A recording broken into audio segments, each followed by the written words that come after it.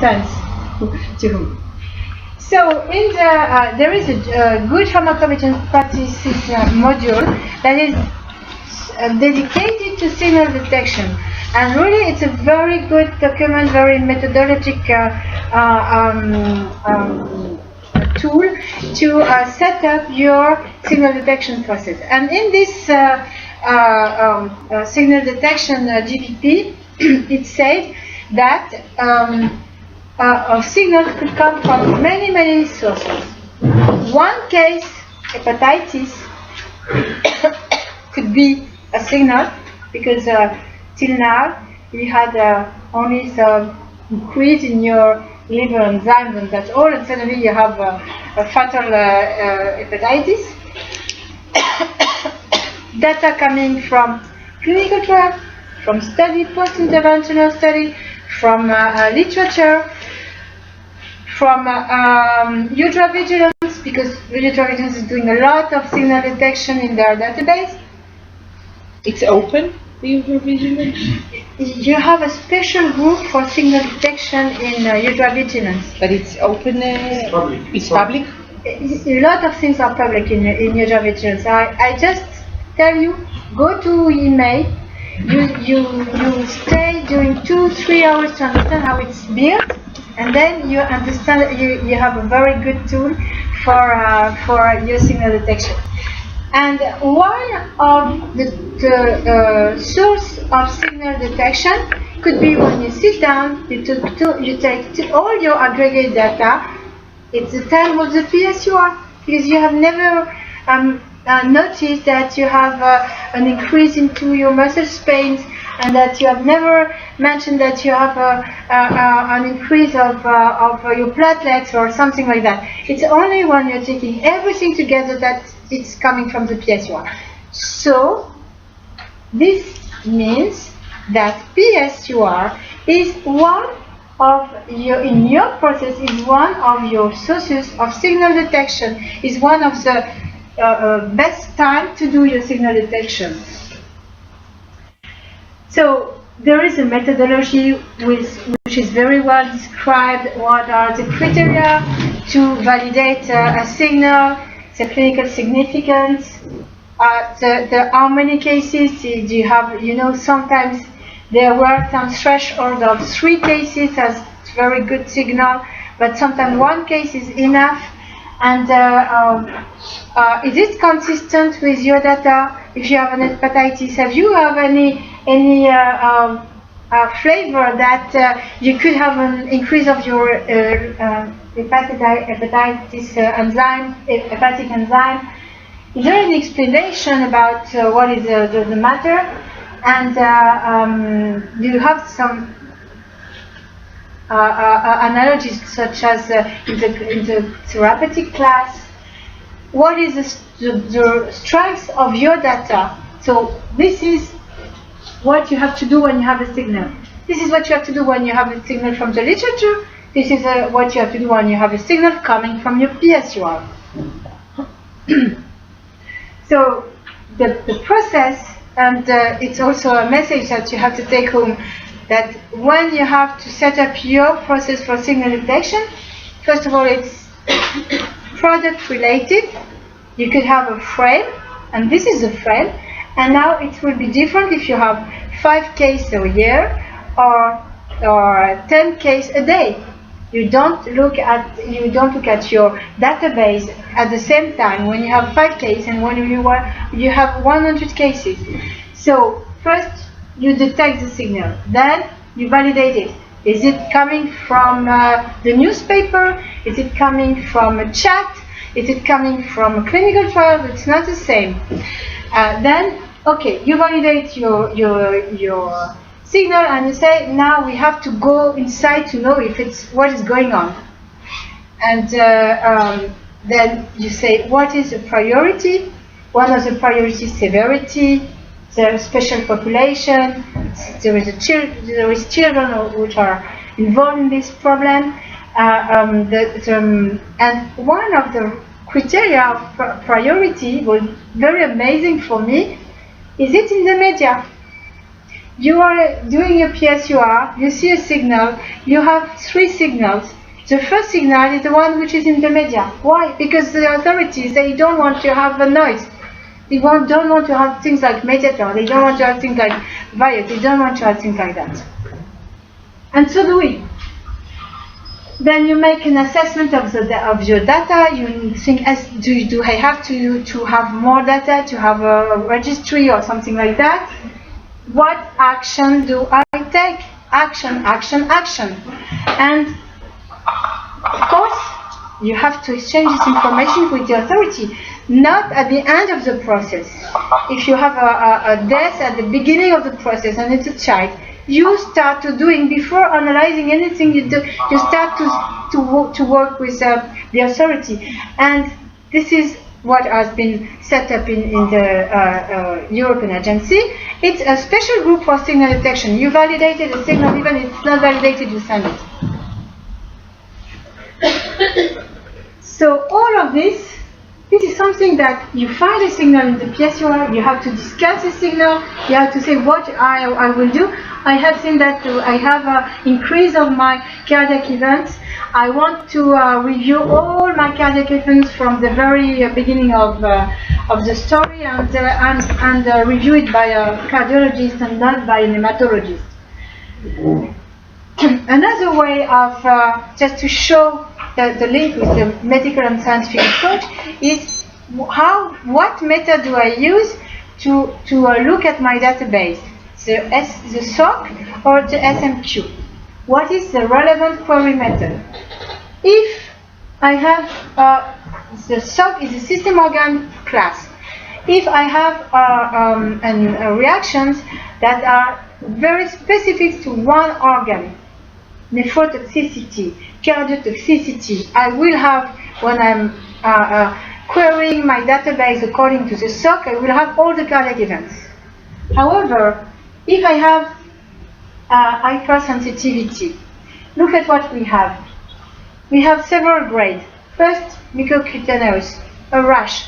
Second, we have a rash, and the patient has quincedema, and then we have hypotension, and then we have nausea, and then we have chills. So in this case, and after that you have the grade 3 with more serious, severe symptoms, and then you can go to up to the cardiac arrest. This same case, if you do a query by SOC, system organ class, you will have this case, the same patient who has had a rash and then hypotension and cardiac arrest, and dyspnea and cardiac arrest. This case is, you have this case once in the cardiac SOC, and then once in the respiratory SOC, another one in the immunologic SOC. So how do you pull your data to know what is going on with anaphylaxis of my product? You have to go according to the standard measure query. Standard measure query, what it is.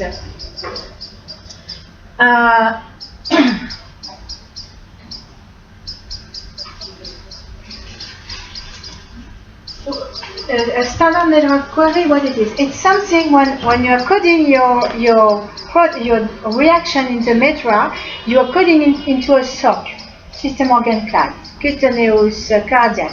Okay? Every reaction, you have 3 reactions for the same patient. You are coding in 3 different SOC. Then, behind what you don't see at all, there is something which is transversal, and which is taking all the things that are related to anaphylaxis.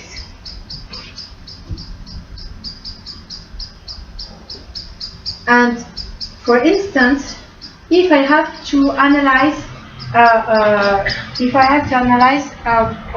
product which has a problem of anaphylaxis, I want to have all the case together. And I know that it's anaphylaxis, but perhaps I know to know a little bit more about risk factors, about what is the sex and ratio, what is the age ratio, what is the medical history, things that I need to know. So when you sit down in your PSUR, you say, I am choosing my query method according to SOC, because my problem is hepatotoxicity, and that's all. even if you have other cases or other risk. And or you say, I am querying my database according to SMQ. SMQ is like a medical diagnosis. It's symptoms, a syndrome that are medically linked, even if it's not in the same.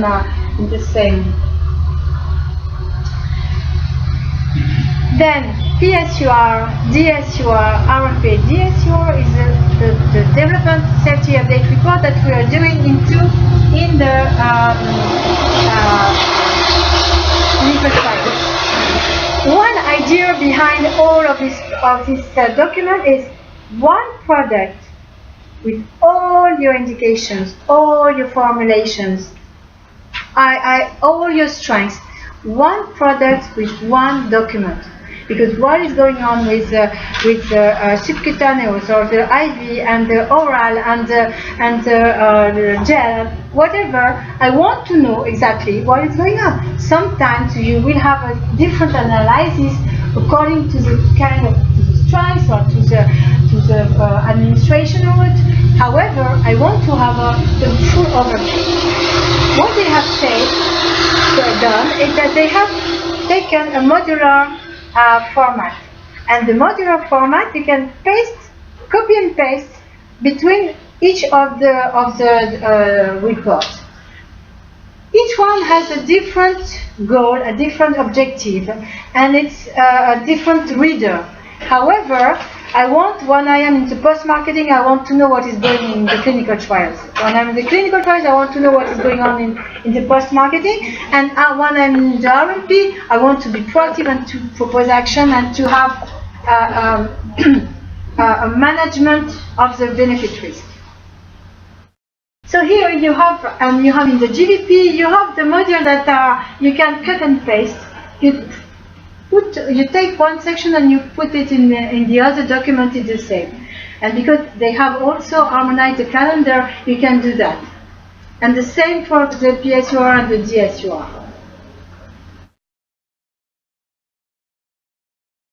Then just 2 words about that. The benefit risk analysis method. It's kind of it's difficult. So the European agency has looked at 12 methods. They have tested 4 or 5 methods, and there is one winner, which is multi-criteria decision analysis. I will not go deep into this. I just wanted to mention that, and to mention that the good practices in pharmacovigilance will have a new module on the benefit risk analysis, giving some methods, and it's expected in this year. So just for you to know that this is something which is existing and which is used in the European agencies. Now, what is the place of the PSUR in the middle of all my processes? It's a matrix PV system. We have the case management, but we have the risk management that we're doing at the same time, because if we have one case which is very frightening, we have to take actions. I had a call once saying it was in a clinical trial, but you know, clinical trial post-marketing is the same. The same method, the same tools. It's written everywhere in the FDA, in the image, the same method, the same tools, one pharmacovigilance system, one database. So they say, it was a clinical trial with drops in the eye, and an investigator called and said, we have a patient with a bullous keratitis. In pharmacovigilance, we hate bullous, you know. So it was my team answering, and they said, I just wanted to know if you have already something like that in your database, or if it's the first time.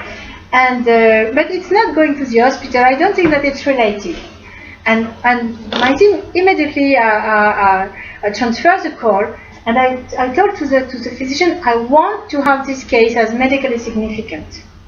Just to tell you that we are in the case management, and suddenly we are in the DSUR, we are in the PSUR, we are in the risk management.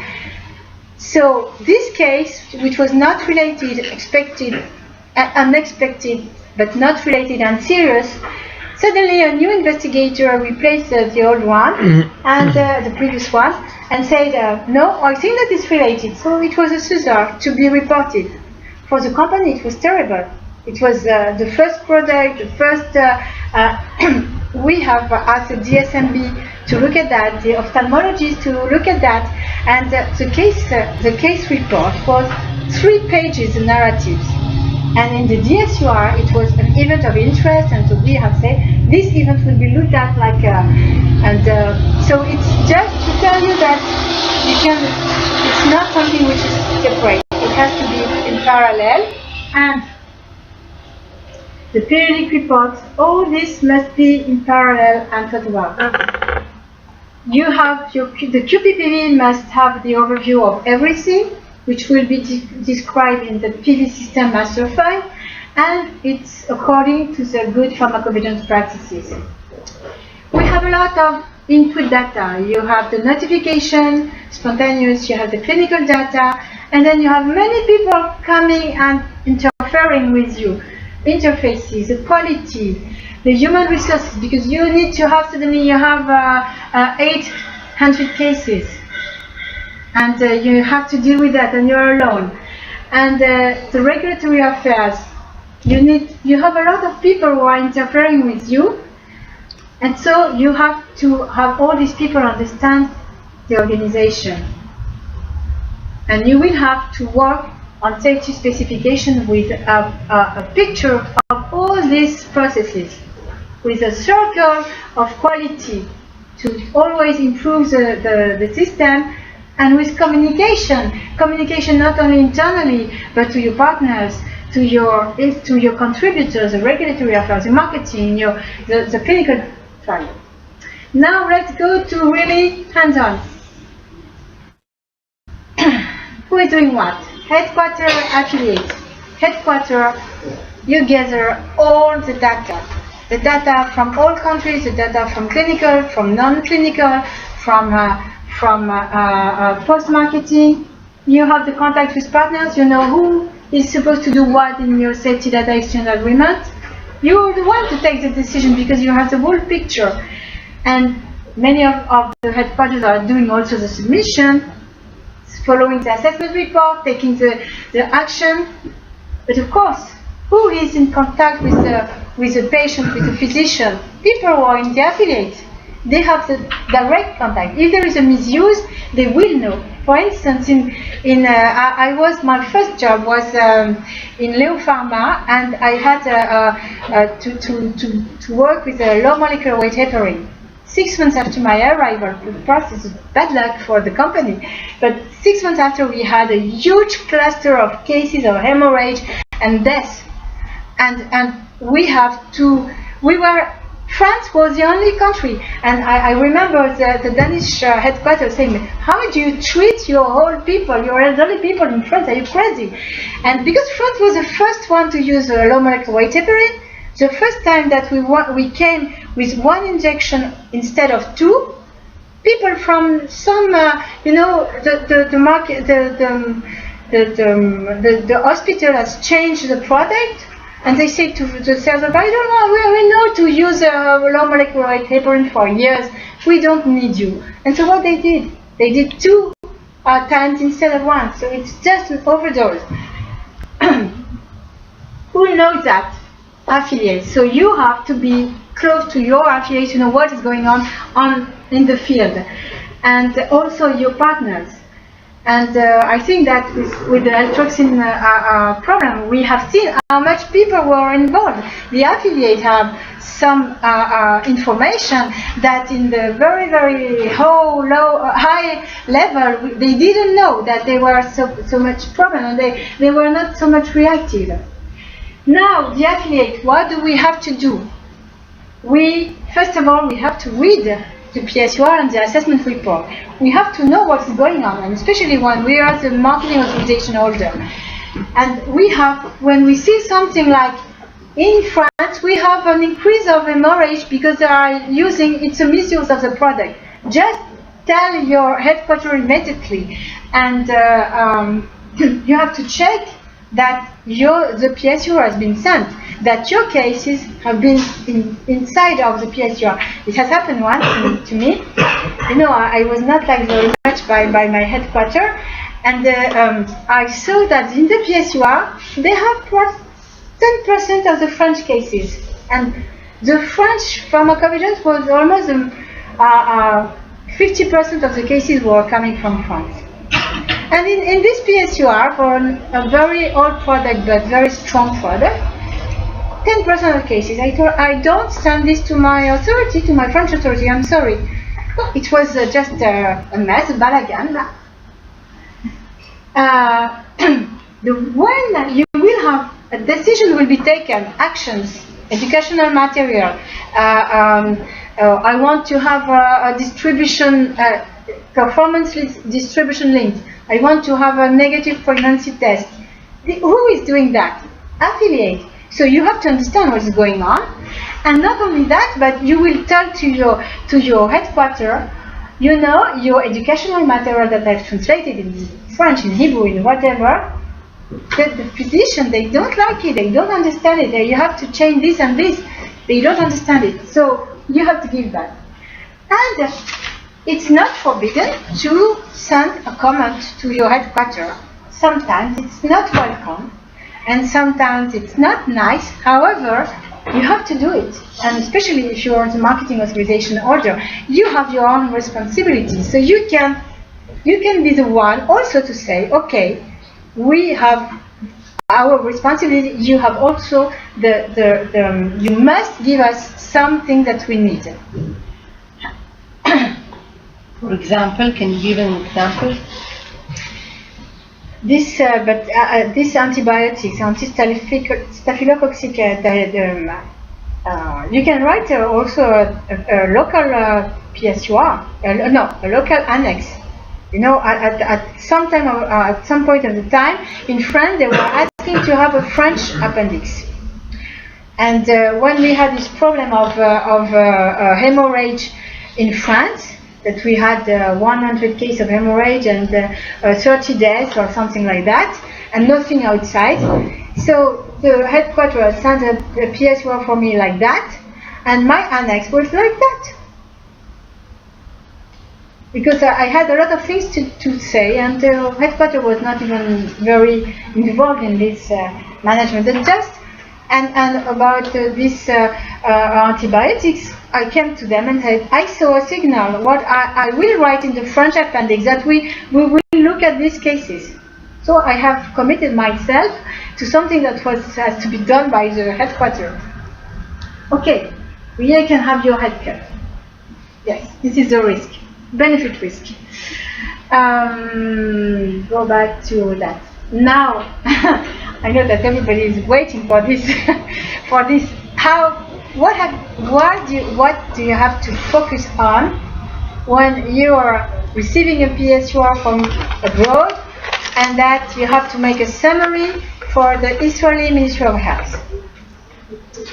Just think about the fact that the introduction is already a summary.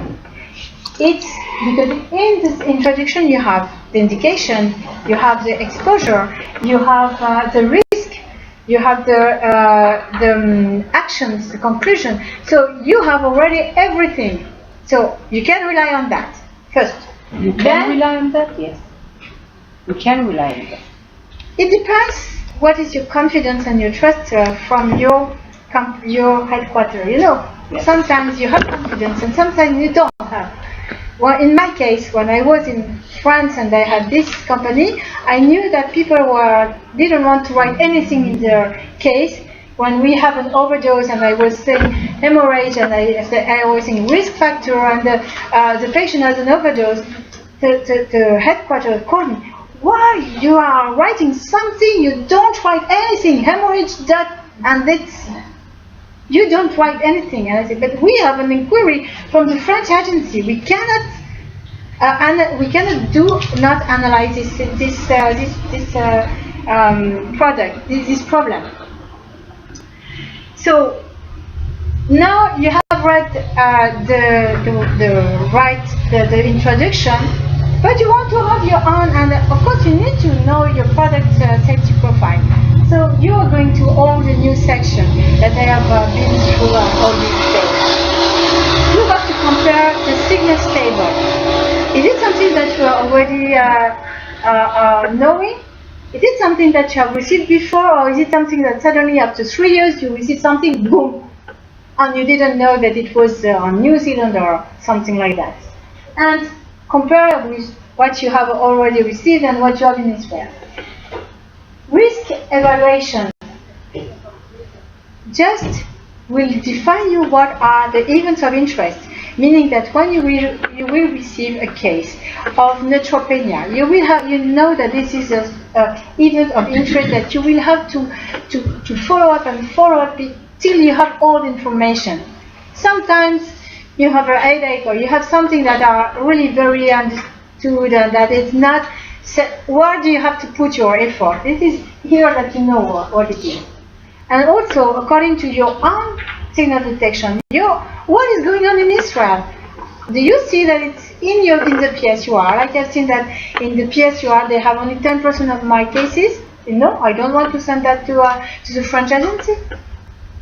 So be sure that they have all that you have in the PSUR.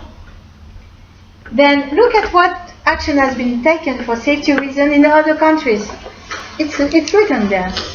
They have withdrawn this product in US. Wow, I didn't know that. They don't told me. And they have changes. They have made a change in the safety information.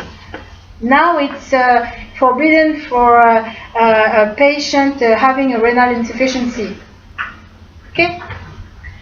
And benefit risk assessment also, you will have a better understanding because you will have the whole picture. And then in the conclusion and the action, they say, you have to do that, and we will do that, and we will do that. Who will do that? You will do that in Israel. You will have to implement the action that have been recommended by the assessment report.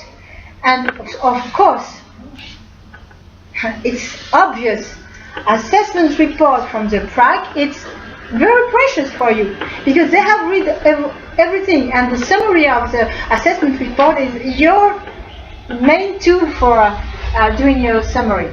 So what do I have to do? Do I have to put a pictogram on my packaging? Do I have to do what I have to do now and here? This is what is your job. Is it clear? Okay, question. Yes. When the marketing authorization holder is submitting the PSUR in Europe, they are submitting it in the same timelines that I have to submit in here in Israel. Yes. So I receive it and I read it, and then I submit it to my authority. I don't know yet the PRAC assessment. Yes. So I don't have it at the time of this submission. They will give it to you. They will give it to you, your headquarters, the assessment report. No. You ask him. You ask them. No. This is not what I meant. I know what you have said. When you receive your PSUR, the time that you are submitting the PSUR in Israel and in Europe and in US and everywhere, it is the same time. You don't have the assessment report. You do your analysis, so you're obliged to do the work. However, when they have the assessment report in your headquarters, you need to have it.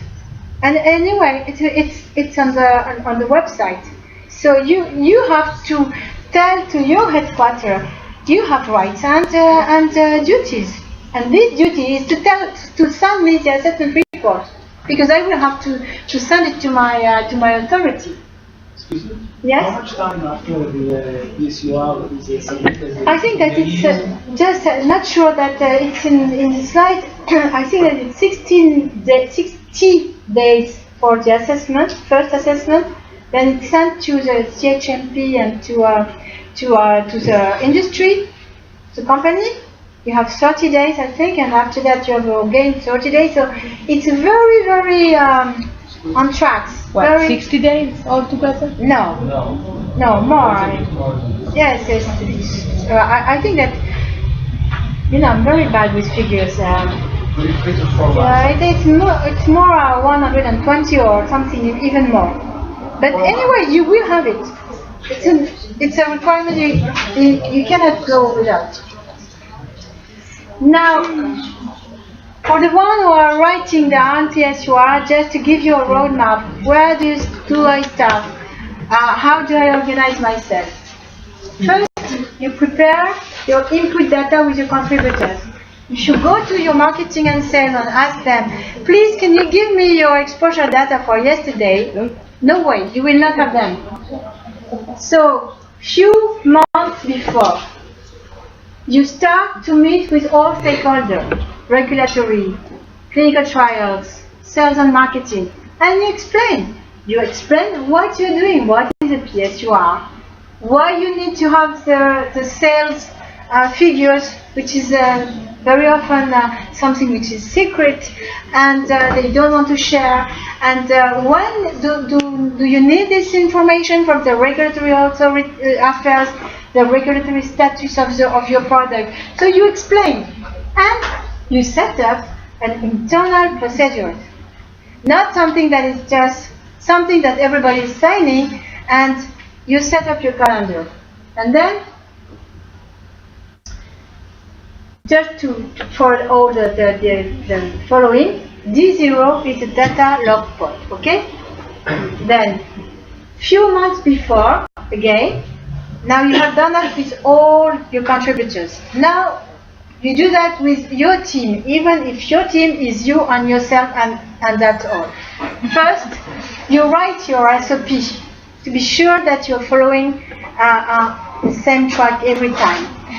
Then you set up the PSUR calendar, and please send it to all the contributors so that they know that they have their timeline, that they know that they will have to give you the sales figures, the regulatory status, the clinical safety, end of safety reports, or status of the clinical trials. Check your data quality. This is something that you have to do ongoing. This is something that if it's something that you're starting, you can start from now, doing a good quality, and review all your cases to review if the quality is good. And then you will choose for each product, what do I choose as a query tool, SOC or SMQ? Your literature. You have two ways of doing the literature for PSUR. You do it before your PSUR, and you have a lot of articles to write. This is not my preferred option. I prefer the other one. You do your literature search every week or every month. I don't know exactly what will be the periodicity in Israel. You do your literature review. You have three sets. One, not interesting. One, a case report. You have a case, 15 days to report it if it's serious, 90 if it's not serious, or you don't report it immediately. And then you have a set of documents every week or every month, which is interesting, relevant for the analysis of your product, for the class, therapeutic class. The Vioxx has been withdrawn. Very interesting when I have an anti-COX 2. Or the disease management, meta-analysis. Then every week, and it's also part of your signal detection. And then you have everything that is, you put it in the bundle, and then you know exactly what is going on with your product.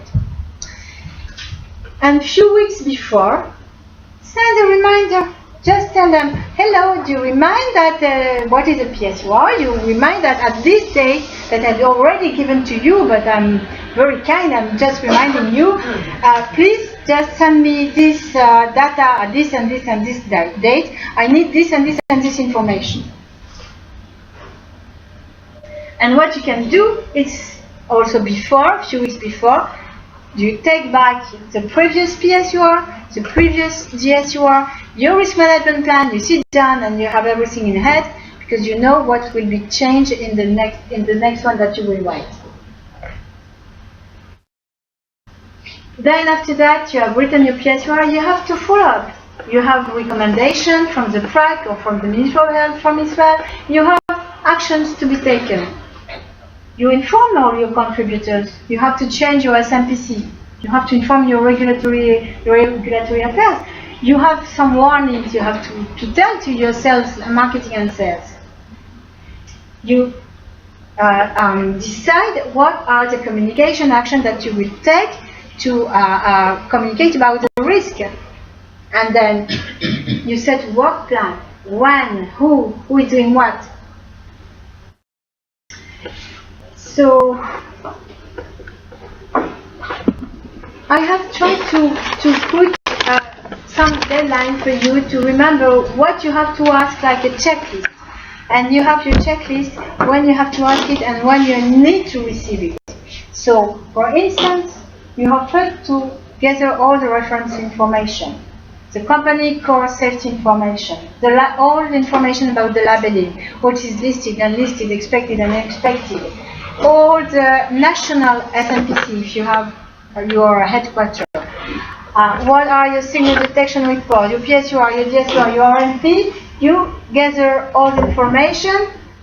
You can do it 1 month before and you request it to have it at least just before starting the PSUR. What are you asking to your regulatory affairs? Status of marketing authorization, update of regulatory status. I have one product withdrawn from Brazil. Why? Do I have some safety actions taken during that time? Clinical development. I want a table of all the ongoing and closed trials during this period. Interventional, non-interventional studies. And not only the table, I want to have the status of all the ongoing studies or finalized study. I want the end of study report. I want to have this information. Not always easy to have it, but anyway. Marketing and sales. I want to have the sales for the period that I'm analyzing, but also the cumulative sales that I could compare and that I could do a frequency and compare the frequency. Use of the product. Do I have from the sales rep? I know that there are some misuse. They are using the antibiotics, the gel too much, and so it's increasing the risk of resistance. This, misuse is never decreasing the sales, never. So you can be sure that your sales reps, your marketing knows when there is something like that. Data from literature, we have spoken about that. Then you have to say, now your work, you are the contributor. What format, what do how do I request? I have made a list of what you have to look at your safety database. List of cases of adverse reaction during the period and in the cumulative. List of pregnancy cases, age and sex. Follow-up of the cases that were in the previous PSUR. Narrative and company comments. You will not put all the narrative in your PSUR, but when you need to go back to your granular studies, you want to read the case in extensive. Line listing, summary tabulation, late-breaking information, just the myocardial infarction that has happened after the period, the data log point. The data from SMQ, the results of analysis, the seriousness, the calculation of the frequency, etc., etc., the special population. I want to have all the concomitant drugs. I want to know if all the people who have had an anaphylaxis reaction had some previous history of allergy or previous shock or something like that. 2 case study and it's okay. One was from contrast media product for MRI, for scan, all the contrast media that we need in radiology. So the identified risk was anaphylaxis and renal toxicity. All product. What can I find new in an old product. Okay. Till now, we were analyzing salk by salk. The same anaphylactic shock was in 3 different salks. It was not an analysis. Now, in an old product, what I need to know: how the anaphylaxis has been expressed. I didn't even know in the cumulative, and I even know in the period. I want to know if the expression of anaphylaxis is cutaneous, it's only a rash, or it's cardiac, or if it's pulmonary. I want to know what is the main expression. Then I want to know if we can find something, a trend about the severity, or how many people have a quick edema, and how many people has just a rash. We don't know. It's a 20-year-old product, and we cannot answer this. Do we have risk factors? What people, and for instance, we were very surprised to see that the highest of the curve was for the age of the between 20 and 40. The main reaction was during this age. Then renal toxicity. When I have an anaphylactic shock, I can have a renal insufficiency and a multi-organ failure. So, is the renal toxicity a direct toxicity, or is it linked to the anaphylaxis? Do I have a real direct renal toxicity? We know that we have some kind of renal toxicity. So, how I will make the triage between anaphylactic and real renal toxicity? The delay of onset, is it something that's happening just 5 minutes after the injection of the contrast media, and then after that we had a shock and the patient went to hemodialysis? It's very likely related to anaphylaxis. The renal insufficiency is appearing 2 or 3 days after the injection. It's less likely to be anaphylactic shock, even if we have delayed hypersensitivity. Same, we have potential risk, cardiac events. We had a lot of cardiac, We had cardiac arrest. We have cardiac events, severe cardiac events. Do I have a cardiotoxicity, or is it linked to multi-organ failure? Is it always anaphylactic or not? It's not at all the same, because I will not have the same action. Because if it's only in the frame of anaphylaxis, we can just check all the first symptoms of anaphylaxis. If we have a real cardiotoxicity, we have to check what is the patient medical history before. And pulmonary toxicity, same question. When we have done this exercise the first time, it was interesting to see that whatever we have found in the pulmonary shock was always the cases that were in the anaphylactic SMQ, meaning that we were able to say we think that there is no direct lung toxicity that is always linked to anaphylactic reaction. So it's not the same action that we will take if it's a direct or not. Second case study, I like very much this one. French agency inquiry. Very, very good report about allopurinol, very old drug. So the report was saying this product is on the market since 40 years. However, this is the first product in Europe giving, inducing Stevens-Johnson syndrome, Lyell syndrome, and Dravet syndrome, drug rash with eosinophilia and systemic symptoms. They have, it's already in the SNPC, and it's an old known problem. They said that we have analyzed 3 years of cases. The result was that we had reviewed by experts, and you know that when you review by experts, immunologists and dermatologists, from the 123, remain only 86. The incidence rate was 1.75 to 225 cases for 10,000 new treatments. If we think that the notification rate is underrate is 65% according to the literature, we can say that the estimated incidence, this is exactly what you have to do when you are writing a PSUR. This is how many cases I have. I reviewed it by an expert, and then I think that because I have an underreporting, I think that the real incidence must be that. One case for 1,400 patients to 2,200 new treatments.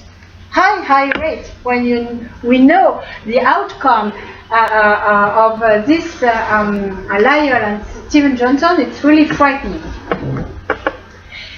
What was statistically significant? More female than male.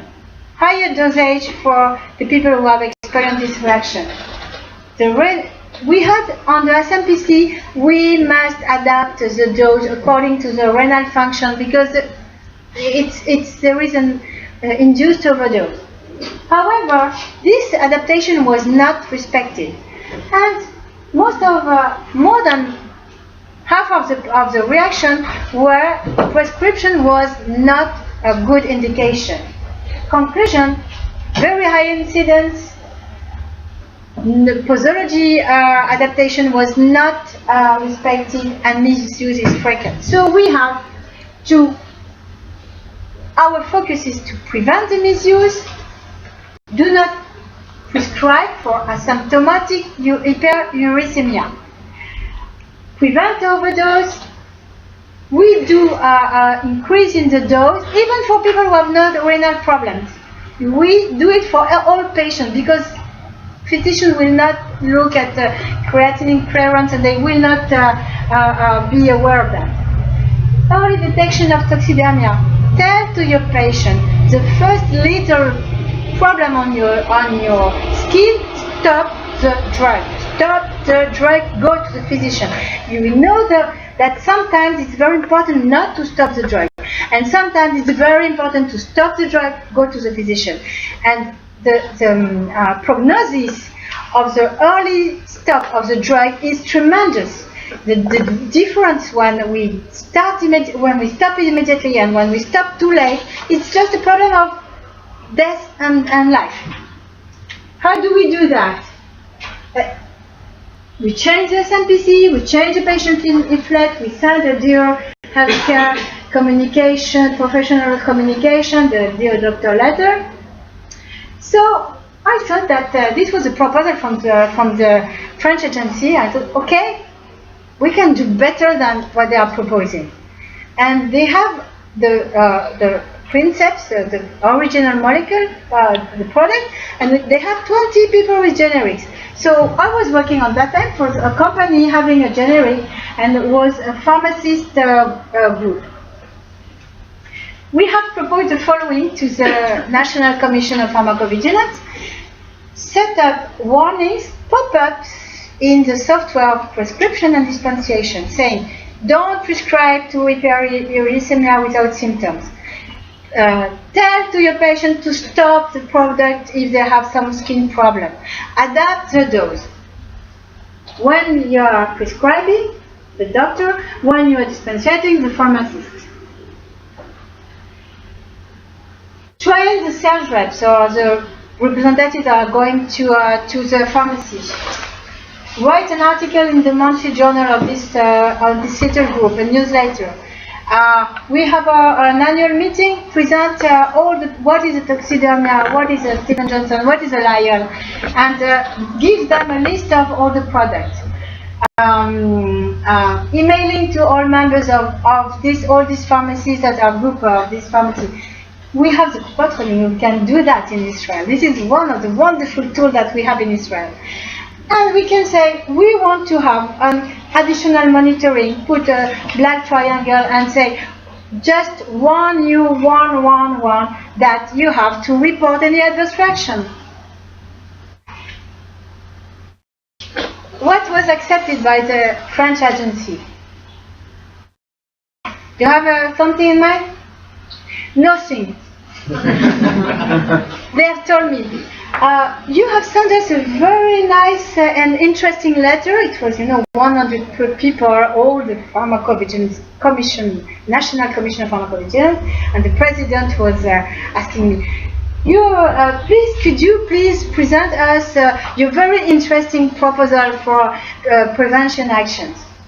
So I presented them. Say, thank you very much, we will come back to you, and all the industry came out. And they came with we have sent dear doctor letters and changing the SMPC. Why? Why? I have only one explanation, the age of the president. He's very old. Perhaps he's not older than me, but he looks very old. So some of the proposal of minimization could be done even without asking the commission, the national commission. We can train our sales reps. We can send a message to our pharmacists. No problem to do that. It's not against the law to do that. Yes, and but it's not all the companies are ready to do that. No, not in the meaning of this. Most of the ethics company are having a sales representative, but most of the generic companies do not have representative for all the drugs. Yes. So sometimes some people going to the pharmacist. In 40 years of product, most of these old products are not presented. But you have representatives going to the pharmacy. Sometimes, for once, they will have something to say. No, just not speak about the price. So, in conclusion, the first one that you will write will be the most painful. Just because it will be the first time that we'll take all the cumulative data, and with this cumulative data you will have a picture of what is your target population. Believe me, before you have done that, you don't know. Make a retro planning, just to be sure that you will have of time. Set up your risk table. This, you can do it before. If you don't have a risk management plan, set up your risk table before. And your safety specification. Train your people, train yourself to have this risk management approach. What can I do to prevent this? And the first time that you are doing the benefit evaluation, good luck. It's not easy work and not usual for us. And look at what is going on outside. What is the therapeutic class? What is the disease management? And think action. Plan, resources, and time. I can tell you it's very short. Of course, you can do that only if you have one single database with all your data. Post-marketing, pre-marketing, you cannot look at your signals without having this comprehensive database. Just have your partners, your contributors knowing what is going on.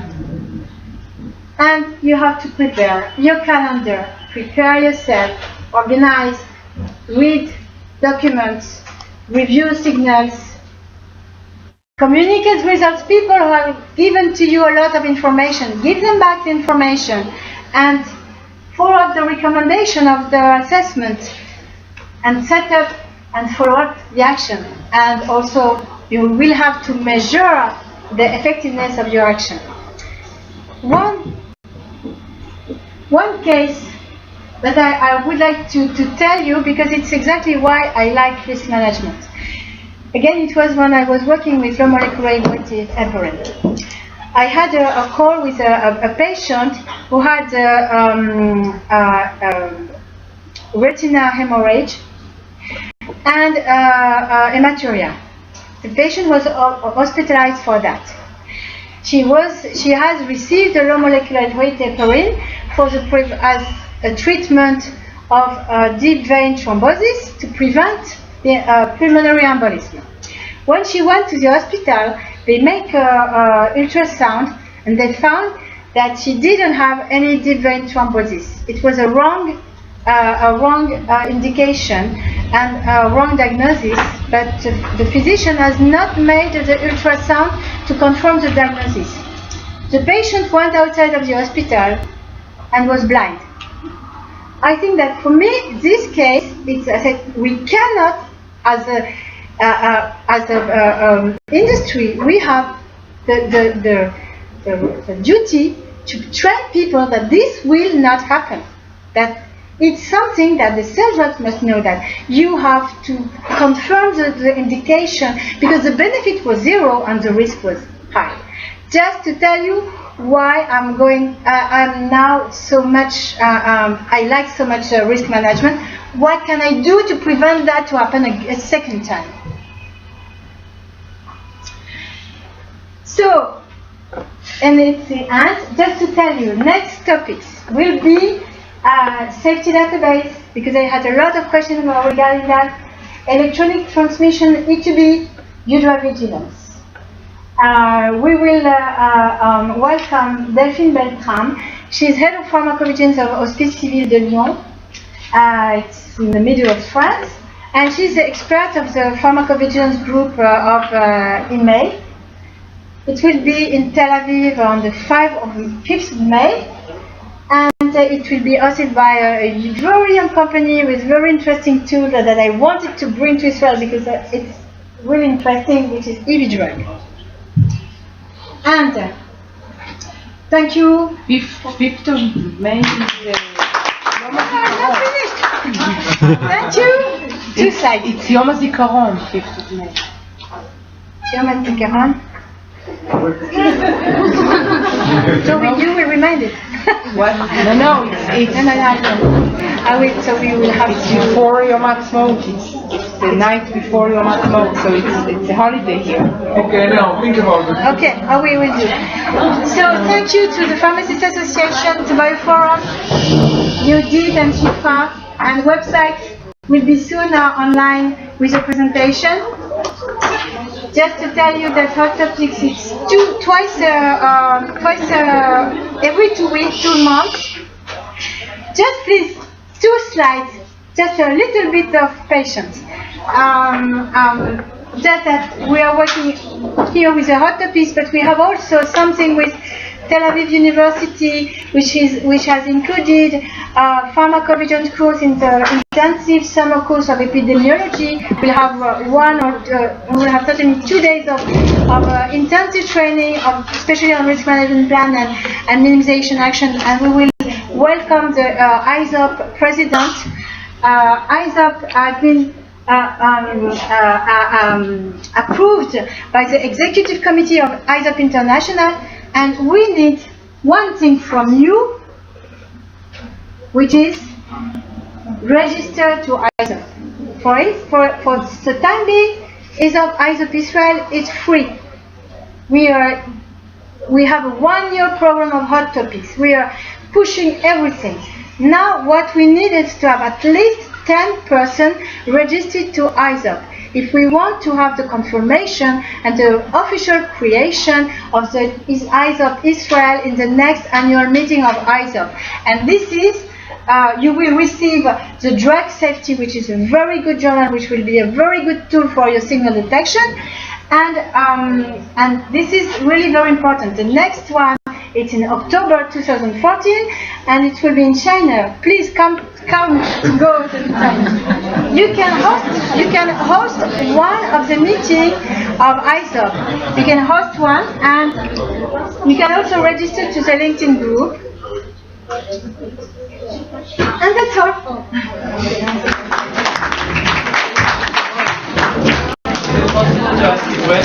Yes, of course.